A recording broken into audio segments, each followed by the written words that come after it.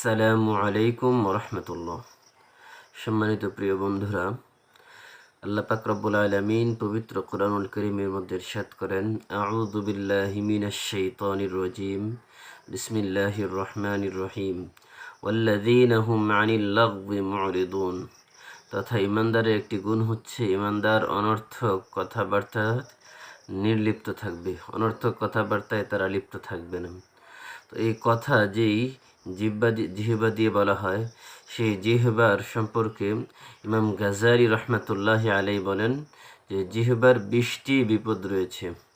জিহ্বা যে 20টি কাজ করে নিজেকে বিপদের মধ্যে ফেলে দেয়। আসুন আমরা এই বিষয়গুলো জেনে নিই। 1 নম্বর, উপকারবিহীন বিষয়ে কথাবার্তা বলা।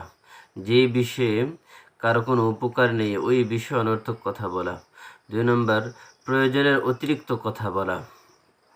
3 নম্বর, অনর্থক কথায় লিপ্ত হওয়া, যেমন পরনারীর ঘটনা বর্ণনা করা, কেবলই মনোরঞ্জনের জন্য পাপাচারী ও অত্যাচারী লোকদের ঘটনা বর্ণনা করা, যেমন কিনা অধিকাংশ আসরে হয়ে থাকে। 4 নম্বর, বিতর্ক করা, অপ্রয়োজনে কারোর সাথে বিতর্ক লিপ্ত হয়ে যাওয়া। 5 নম্বর, ঝগড়া বিবাদে লিপ্ত হওয়া। 6 নম্বর, অশ্লীল কথাবার্তা বলা। 8 নম্বর, গালি দেওয়া। 9 নম্বর, কারো উপর অভিশাপ করা। এই অভ্যাসটি নারীদের মধ্যে খুব বেশি পরিলক্ষিত হয়। 10 নম্বর, গান গাওয়া ও শরীয়ত বিরোধী কবিতা আবৃত্তি করা। বর্তমান যুগে এগুলো খুব বেশি হয়ে থাকে। 11 নম্বর, সীমা অতিরিক্ত রসিকতা করা। হাদিস শরীফের মধ্যে রসিকতার ব্যাপারে এসেছে যে রসিকতা করতে হবে সেটা শরীয়তের বাইন্ডের মধ্যে থেকে।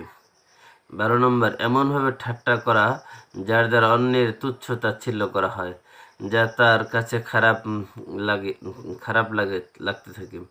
13 নম্বর, কারো গোপন কথা প্রকাশ করা। 14 নম্বর, মিথ্যা ওয়াদা করা।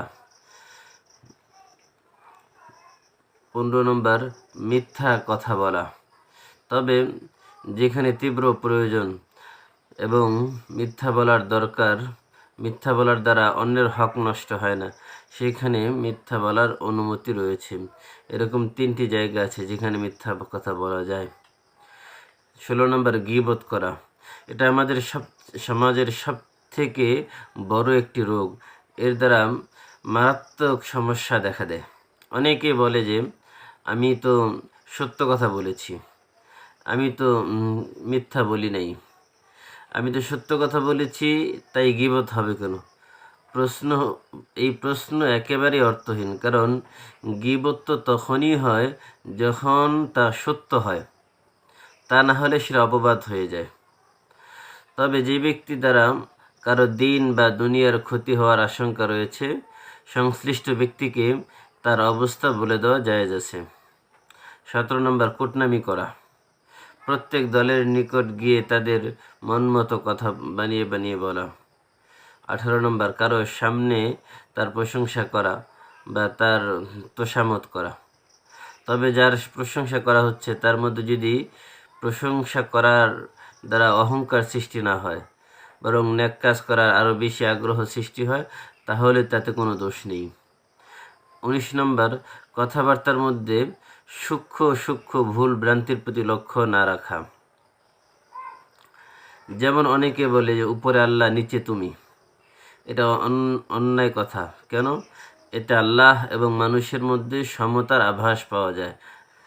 20 নম্বর, আলেমদের নিকট এমন সব প্রশ্ন করা যেগুলোর সঙ্গে নিজের কোনো প্রয়োজন জড়িত নয়, শুধু আলেমদেরকে বিভ্রান্তি করার লক্ষ্যেই আলেমদেরকে প্রশ্নবাণে জড়িত করা। জিহ্বার এই 20টি বিপদ থেকে আল্লাহ তাআলা আমাদের সকলকে রক্ষা করুন, আমিন। আসসালামু আলাইকুম ওয়া রাহমাতুল্লাহ।